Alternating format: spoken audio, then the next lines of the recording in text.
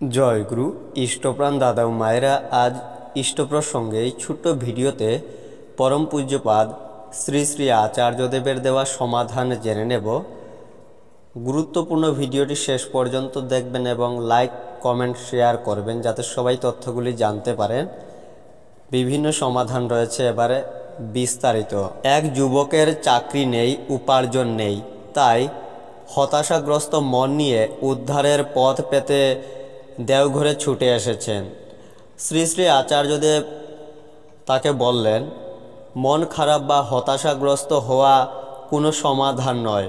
তুমি যুবক মানুষ, বসে না থেকে উপার্জনক্ষম কোনো কাজে ব্যাপৃত হও। যে কাজ তোমার ভালো লাগে সেই কাজে যুক্ত হও। কেউ বাগান করতে ভালোবাসে, কেউ ছবি আঁকে, কেউ গান গায়, কেউ ভালো ভালো বই পড়ে। তুমিও তোমার পছন্দের কাজটি করবে মন খারাপ থাকলে। দেশকালের অবস্থার পরিপ্রেক্ষিতে হয়তো কর্মসংস্থান হচ্ছে না, এই অবস্থার মধ্যেও জীবন অতিবাহিত করতে হবে।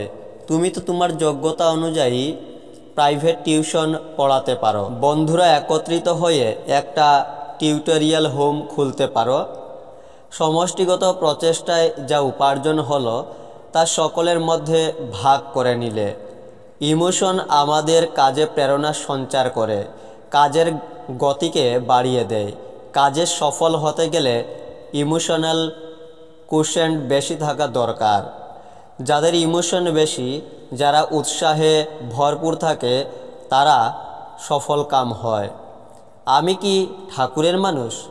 এই প্রশ্নে শ্রী শ্রী আচার্যদেব বলেন, দেখতে হয় যখন আমি একা থাকি তখনও কি ঠাকুরের পছন্দ মতো আচরণ করি?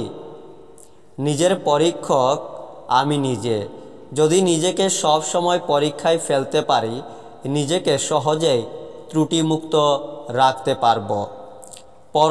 পরস্পরের প্রতি মমত্ববোধ নিয়ে দায়িত্বশীল হয়ে চলার ব্যাপারে আচার্যদেব চাইছেন সারা ভারতবর্ষের বিভিন্ন স্থানে গড়ে ওঠা সৎসঙ্গ কেন্দ্র, মন্দির, বিহারগুলির দায়িত্বশীল কর্মীরা মানুষের প্রয়োজনে পাশে দাঁড়িয়ে মানুষের আশা ভরসার আশ্রয়স্থল হয়ে উঠুক।